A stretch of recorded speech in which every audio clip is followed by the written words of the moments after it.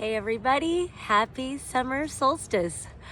I had to get up this morning and get to nature. Not a super big hike this morning, but this is pretty close to where I live and it's fucking beautiful here. And it's so silly. I just felt like I had to pull out my phone and I took a picture and the sun was like right behind my head. I'm like, it's solstice. So then I just decided I'd set up the camera and now the sun's over that way, but whatever. Hope everybody's doing well. Happy summer solstice. It's been a trip, it's been a journey. This last week or so, especially. Of course I have cards. I've been like obsessed with my William Blake deck lately, but I feel like I have to talk about the wild card. And I know a little bit of what to say, and so I've got cards to maybe help the flow and whatever. Yesterday was quite an inspiring sort of awakening sort of thing. And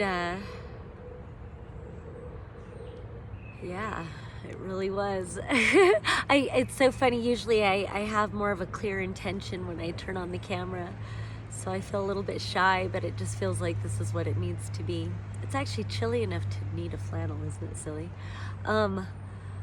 So we did our show yesterday, and so I realized that normally when I talk to the camera, I feel like I'm just talking to a stranger. Like,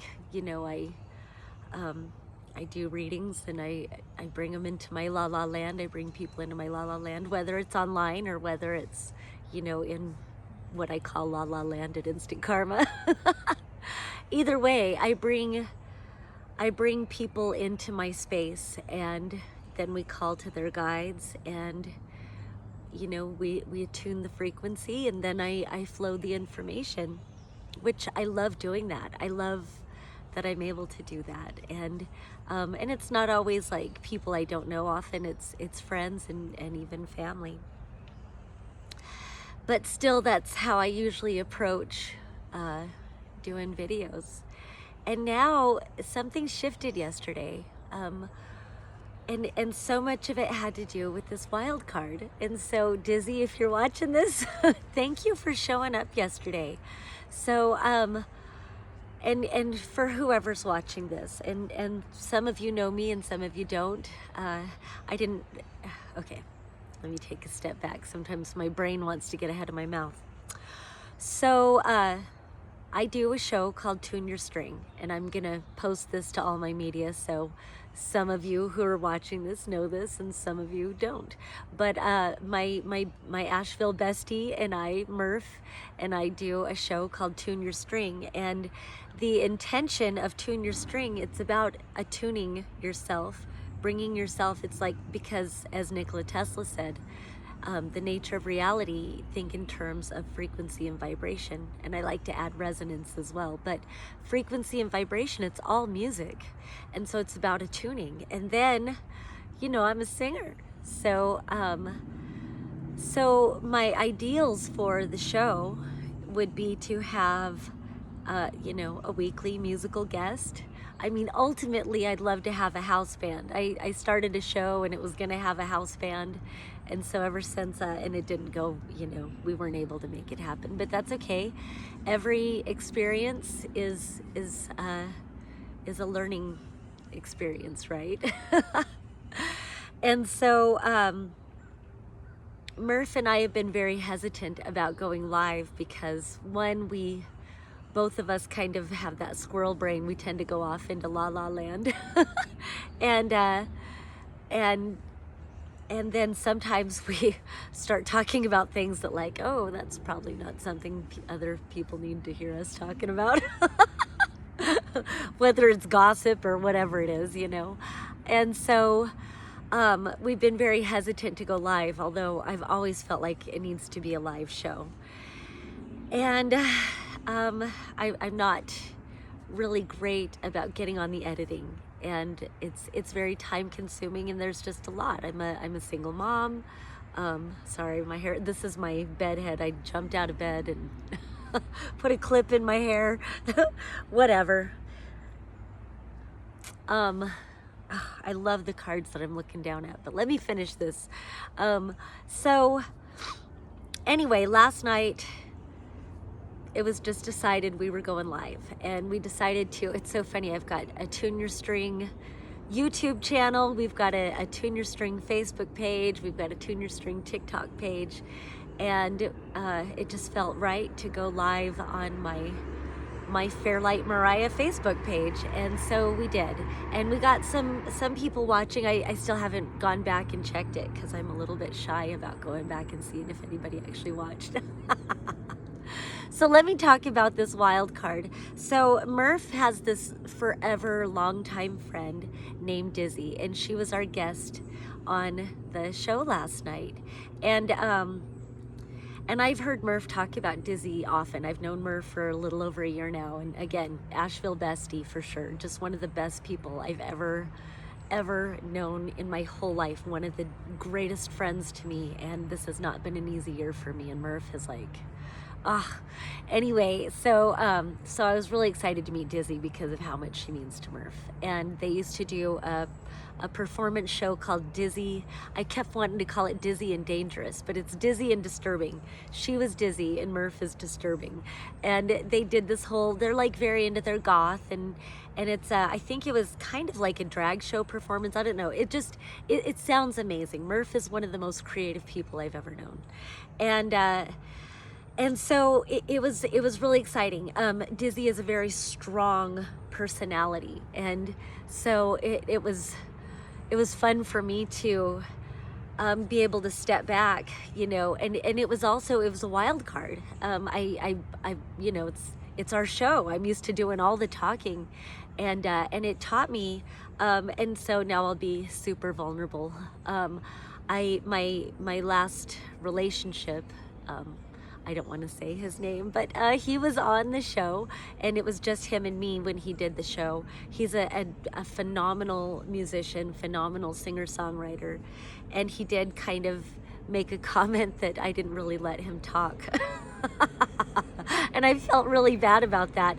I just I channel information, and I'm so excited to share it. And but that really, kind of made an impact on me, like, if I'm gonna have a show with guests, I need to be a lot better about listening. So, shout out to Reverend Jody. I need to so connect with Reverend Jody, but I had another very close friend many years ago, Reverend Jody at the Center for Spiritual Living in Colorado Springs. I used to sing there for a number of years, and we're both Capricorns, and I remember her saying, sometimes I have to remember I have 2 ears and 1 mouth. And so, and it was amazing. It was amazing. It was a bit intense. Like, Dizzy is an intense fucking person. She's written these incredible books. And I love that she doesn't refer to herself as the messenger. She refers to herself as the message. And I just think everything about it is so cool. She wrote books, and the books are fictional stories, but they hold such a resonance of truth. And so several years ago, I was still in my first marriage, so I guess for point of reference, we got married in 2000, that marriage. We were married in 2000. I have 2 daughters from that marriage. Quinn is going to be 24 in July, and Cassiopeia is 22. And so, they were very little when I read this book called El An Ra, and I wish I could remember the name of the author. I really, really wish I could remember the name of the author. And so, the way Dizzy described her books, although they're nothing alike, it reminded me of this book, El An Ra, where, God, I love when crows call out. I love all birds, but crows especially. Thank you, Mother. There was something, it was the first time I'd ever been I don't even know what the word is, exposed to the 1111 gateway. I had no idea. So yeah, this had to have been back in around 2003, maybe, that I read this book, El An Ra. And so it told a story about an angel that had been captured by the spider people, and they had rearranged her DNA to make her evil so she could be the queen to the Spider King. And then she ends up creating this whole galactic war, and it's like this whole and so the way Dizzy described some of her stories is that you could see him as somewhat like teenage young adult kind of content, where it's not super overly intellectualized. It's not like super adult. It was, and so that's what Ellen Ra kind of reminded me of. It was kind of it almost reminded me of like a young adult kind of story, but I just was absorbed in it. And then within the pages, it would be like I just remember the one that was just like this page that said, now here's the activation 1111, or it was something like that. And now, everybody knows about the 1111 doorway activation. Excuse me, I'm changing. So anyway, I didn't mean to go on. So, well, I do. I guess I'm talking, so whatever. But so I'm excited to read Dizzy's books, and super excited. Boy, I'm losing my voice here, so everything wants me to talk about it. One of the most profound, speaking of books, one of the most profound books that I've ever experienced in my life is You Can Heal Your Life by Louise Hay. And it was written in the 80s. I feel like everybody knows who Louise Hay is, but again, I'm not sure who my audience is. So Louise Hay, she was one of the most beautiful angels ever to grace this earth, in my opinion. She changed my life, and I know many others.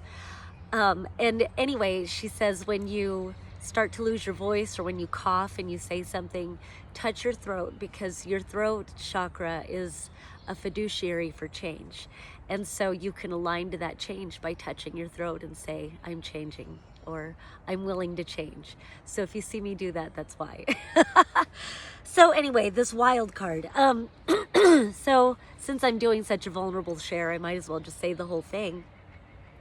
I recently had an unfortunate reconnection with a former best friend. And it's so funny because it was from that same marriage. It's so funny how things will correlate, and I wasn't even looking for that. So in that same marriage, my mother-in-law, of all people, was my very best friend. And she definitely went through some major life changes during our friendship. And I don't know how much we were I know she was a big influence on me, so I can only guess that I was an influence on her. I'm not sure if it was good or bad. I was kind of a bad influence probably, but she was very dear to me, very dear to me. And I remember we were so close that when something, very shocking to her world happened, I didn't know what happened, but she came into my body. Like, I saw her face, I saw the shock on her face, I felt the energy in my heart. We were very close. And then, she ended up leaving my father-in-law, and I ended up leaving my husband, and so we just lost contact with each other.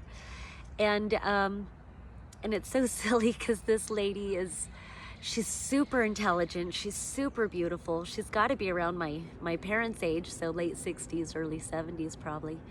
Had a master's degree, like, she's just super smart. And we just, ended up, well, I've always been on my hippie spectrum. She was, it's funny that we were such good friends, because she was a Christian, conservative, Catholic. And maybe I brought her out of that, paradigm a little bit. And so that's why it was an unfortunate reconnection, because I was on Facebook, and I just cannot scroll Facebook, because I end up allowing my my passionate feelings really get the best of me. And yes, that's a vulnerable share. Don't use that against me, or do. Don't be shocked when I start cussing you out. I don't want to be like that. I want to bring people to La La Land. I want us all to be in our most authentic expression.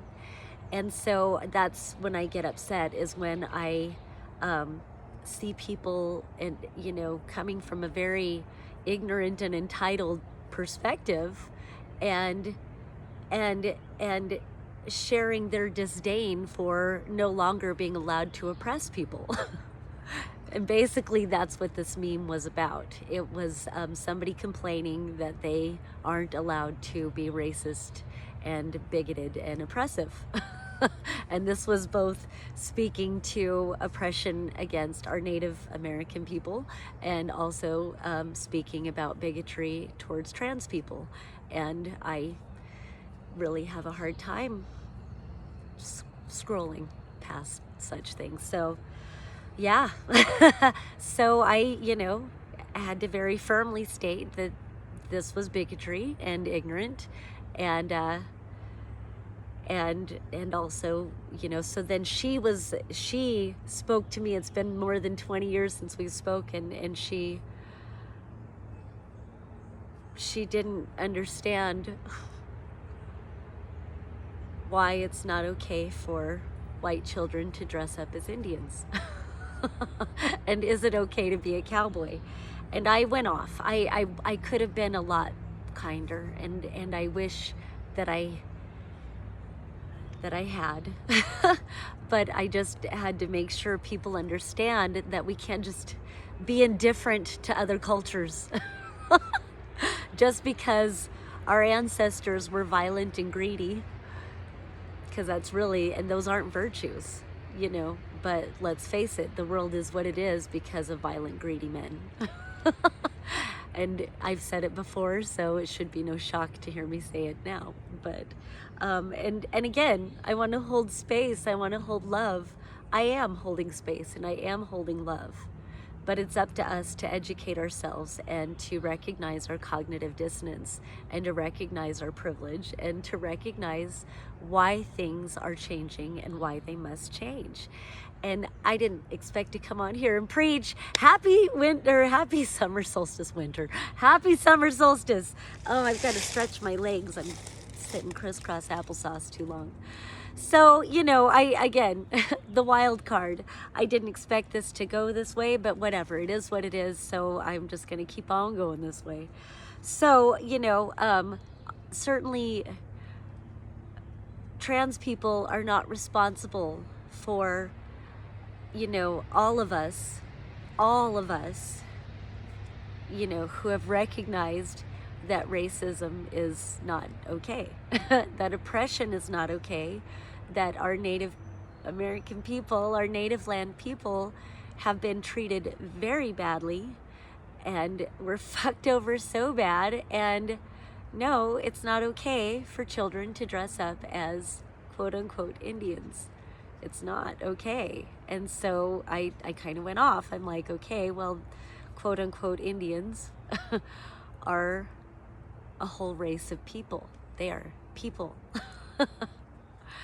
And then she wanted to know why, the difference with a cowboy. And I'm like, well, any race can be a cowboy because it's a profession.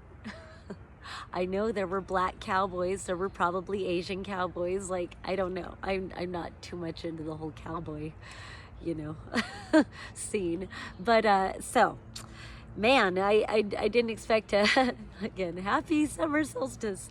So anyway, I didn't expect to go so into detail about it, but why not? Why not? Know who I am. Dizzy, I want to bring it back to some things that Dizzy said. I expected for this to be an exciting share about the wild card, and I didn't know what I was going to say, so I guess this is what I'm supposed to be saying. Whatever, it's authentic. It's authentic, and it's from the heart. And, so let's just all hold some love. I'm sitting in nature. I just want to share the love and share the peace. So it was this exchange that happened. and it made me kind of sad. And so I saw that she responded, and I just don't want to go back into that energy. I just recognize that scrolling on Facebook just isn't healthy for me, and I'm just not one of those that can stay calm. I'm too passionate about what I feel. So coming back to that, we had Dizzy on the show last night, and it's so silly because I decided we're going live, and they agreed. So we went live, and then right as the show began, Murph's dog, like a car came up the path, and Murph's dog went running, yelling, and her leash knocked out the camera, knocked out the setup, and somehow the camera stayed on. We were still going live. And so, to Dizzy and Murph's credit, they kept the show going. I was like, I didn't know what to do. I was like trying to fix the camera holder. I was trying to do all the things. And then I was like, Murph, maybe we can move Frankie's leash so that, you know, if she goes running towards the little drive, then it won't take out the camera again. So Murph, there's like all this going on, and we stayed live. If Dizzy had not been there to keep it going live, I would have just turned it off and said, we'll be back, and then reconfigured the setup and started again, which would have been fine too. But I love this wild card. Dizzy was such a wild card. And I just want to say, like, I don't even know how to acknowledge, how to just say it. Like Dizzy said, your fans want you to do this. Your fans want you to do that. Y'all, I don't look at y'all as fans. I just look at, you know, I hope to open something within us all so that we can align to our authentic expression. And through that authentic expression, we can all recognize and appreciate and accept our sovereignty. We are sovereign. And so that's when we come right back to the violent, greedy men who want to hoard all the resources and control everything. That's what authority is. And so that's not really a virtue. And so authority is a lie. It is a lie. And it doesn't mean that if we disobey to certain extents that the authorities won't, you know, use their violence or whatever to harm us. And yes, there's the judicial system and all of that. I'm all for it, and it harm none, do what you will. We're gonna have to reconfigure society, but that's a whole different talk. So back to the show. So while Murph was moving, and of course Frankie's leash was stuck. There was a thing on it that was stuck. So there was this whole thing going on. I said, you know what? I'm going to sing a song. And if you've ever seen me play guitar, you know that I'm not the most confident or talented guitar player, but I love to sing. And so I decided to do a Bonnie Raitt song, and I have my iPad, because I don't want to keep doing the same old songs that I already know. I'm trying to learn new songs. So I'm doing the best I can, strumming and singing and whatever. And I don't remember if this happened right before I sang or if this happened right after I sang. But we were setting up the camera, and they were doing all that. I think I was getting ready to play my song. And Murph looked at the phone, and he, you know, they could see who was watching. And my dad was watching, and I was like, and so Murph was like, hey, it's David D. Torres. I'm like, hey, Dad. And then Murph said the name of my former mother-in-law. I won't say her name, but and I was just like, oh, hi. And I realized how much I still will always love her in that moment. And, you know, how unfortunate, but at the same time, it's a wild card. It's all a fucking wild card. And so that's where I come back to. Dizzy kind of kept the show going, and she was so strong, and I dare say she dominated the show last night. But yes, the fuck she did. She dominated the show last night. And we talked about her books, and we talked about so many things. And it's just so beautiful. I felt so vulnerable knowing that you know, my old friend was watching. And so it's a wild card.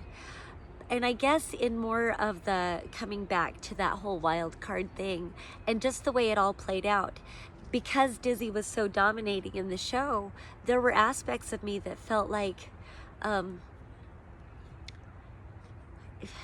should I like try to like take the reins back? No, I'm glad I didn't. I'm glad, you know, it was such a wonderful show, and I felt like it really set a precedence because it just coincided with last year. On the 19th was when I had posted our first Tune Your String to TikTok. We had actually recorded it June 13th because that's my Joe King's birthday, and it felt like it needed to be, you know, the first episode had to start on Joe's birthday. And so so we started season 2, and that was episode 1. And so I don't know, I felt like it really set a precedence for the show. I feel like come what may, it's best to do it live, and just whatever happens will happen.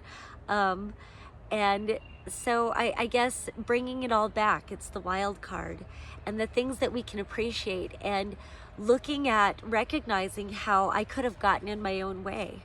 I could have let my own, in so many ways, I could have let my own, I hate to say intimidation. I don't want to say I felt intimidated by my friend watching, but I did. I felt very, very vulnerable. I could have let that affect it more. I could have gotten into a power struggle with Dizzy, I guess. Although I'm really not like, I'm just not really like that. But, you know, it could have happened. All these different things. Or I could have not appreciated that the universe gives you exactly what you need when you need it. And sometimes you have no idea what you need. Sometimes you have no idea what you need. You have no idea what you're going to need. You have no idea why this whole scenario has come together as it has. And so if you can just align to the trust of it all. I've been so, I love Bashar, I love Abraham Hicks, I love all these beautiful teachers, but there's this teaching of Bashar about everything is always working out for me.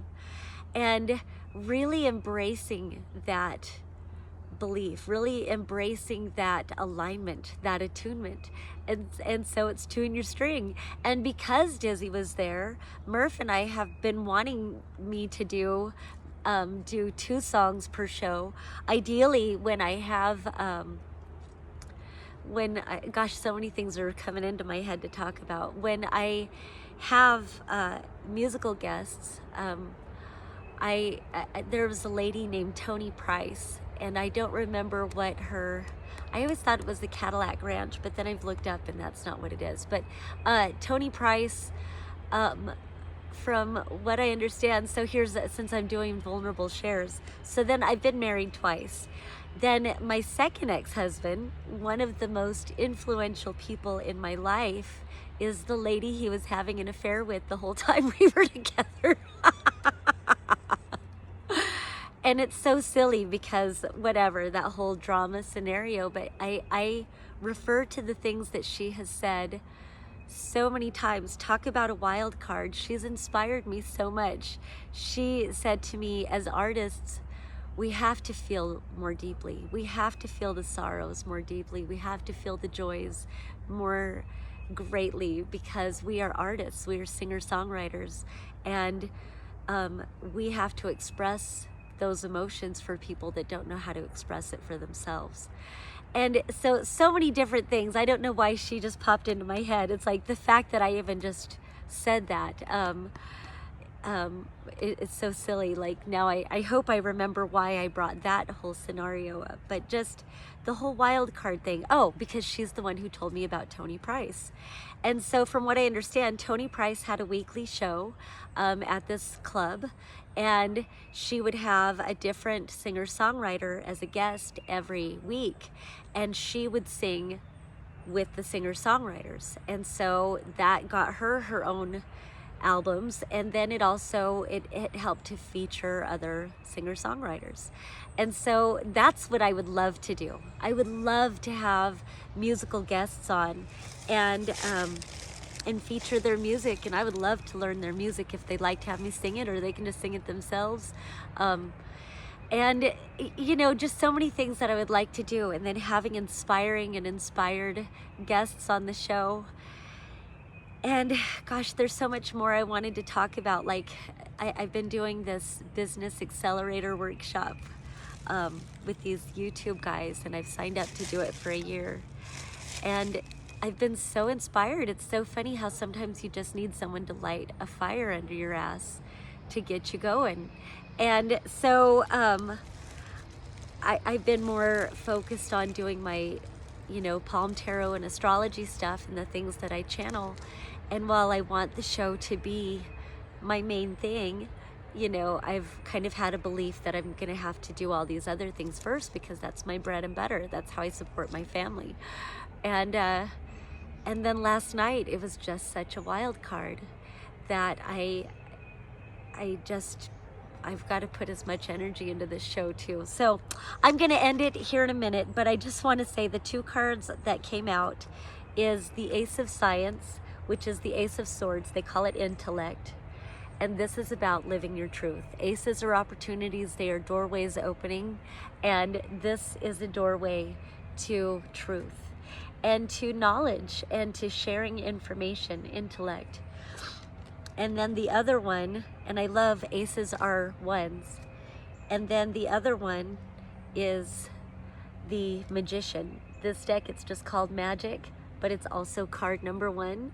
And so it's all about brand new beginnings and magic. The Magician has all the elements at their fingertips. We utilize earth, water, fire, air, and spirit. And of course I have to sing, bless the spirit. Oh, I want to sing my whole song to the Earth Mother, but I won't.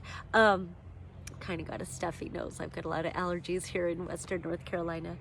But the Magician card, it's about initiating, because it's the number 1, and it's about cultivating that which you most desire into your life, knowing that you create reality.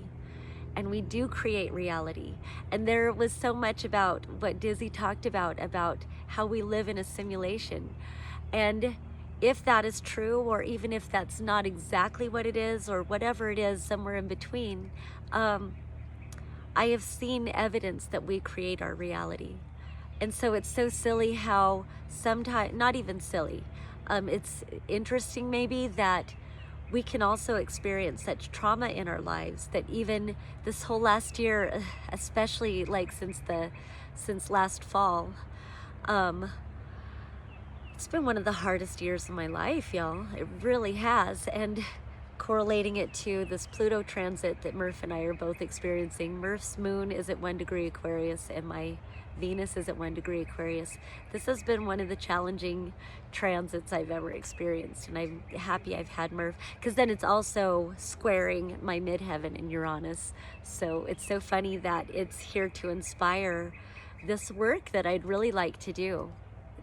Not even would like to do, this work that I am doing, and how I am expanding it to online. And so thank you for being on this journey with me.